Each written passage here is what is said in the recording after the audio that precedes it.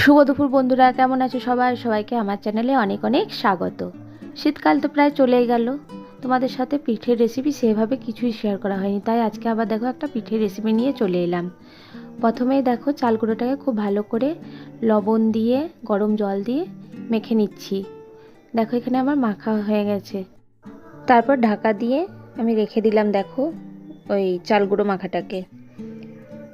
দেখো অনেকক্ষণ ঢাকা দিয়ে রাখার পর এবার দেখো ছোট ছোট লই কেটে বাটির মতন করে তিল ছাইয়ের পুর ভরে দেখো ভালো করে মুড়িয়ে নিচ্ছি। তিল ছাইটা আমরা বাড়িতেই তৈরি করেছিলাম, সে তিল ছাইটার পুরটাই ভরছি ভালো করে, পিঠের মধ্যে ভরে ভালো করে মুড়ে দিচ্ছি মুখটা, দেখো যাতে না বেরিয়ে যায়।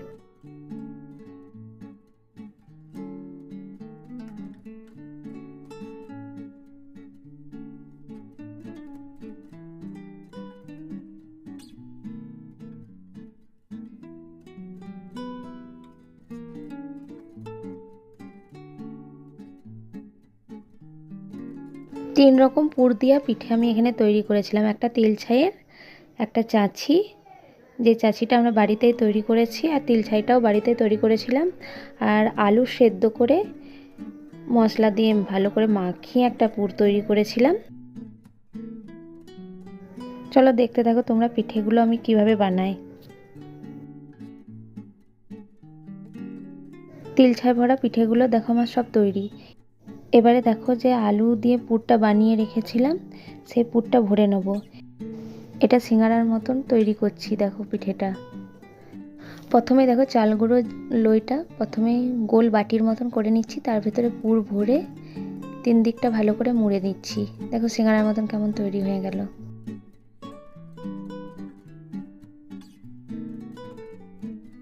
একে একে এগুলো দেখো সব আমি করে নিচ্ছি। তারপর দেখো চাচিরটা করে নেব। চাচিরটাও দেখো একইভাবে সেই গোল বাটির মতন করে নিচ্ছি, তারপর ভিতরে পুর ভরে ভালো করে মুখটা বন্ধ করে দিচ্ছি। এভাবে একে একে চাচিরগুলো সব করে নিচ্ছি। ভিডিওটা তোমাদের কেমন লাগছে কমেন্ট করে জানাবে, আর ভালো লাগলে লাইক শেয়ার করবে, সাবস্ক্রাইব করে আমার পাশে থাকবে।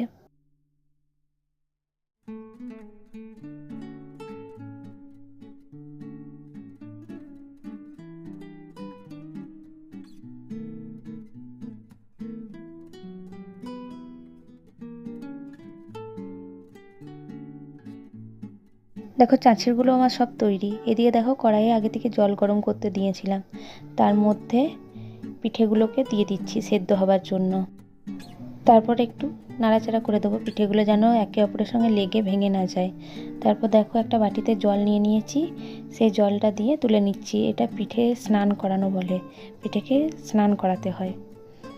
সব তুলে নিলাম, তারপর সেই জল থেকে তুলে অন্য জায়গাতে রেখে দেবো। এভাবে একে একে সবগুলো দিয়ে করে নিচ্ছি। অনেকে ভাপিয়েও করে, কিন্তু আমরা এভাবেই করি। তোমরা কিভাবে করো কমেন্টে জানাবে, আর আমাদের এইভাবে করাটা তোমাদের কেমন লাগছে সেটাও জানাবে। ভিডিওটা ভালো লাগলে লাইক কমেন্ট শেয়ার করো। আজকের মতন টাটা।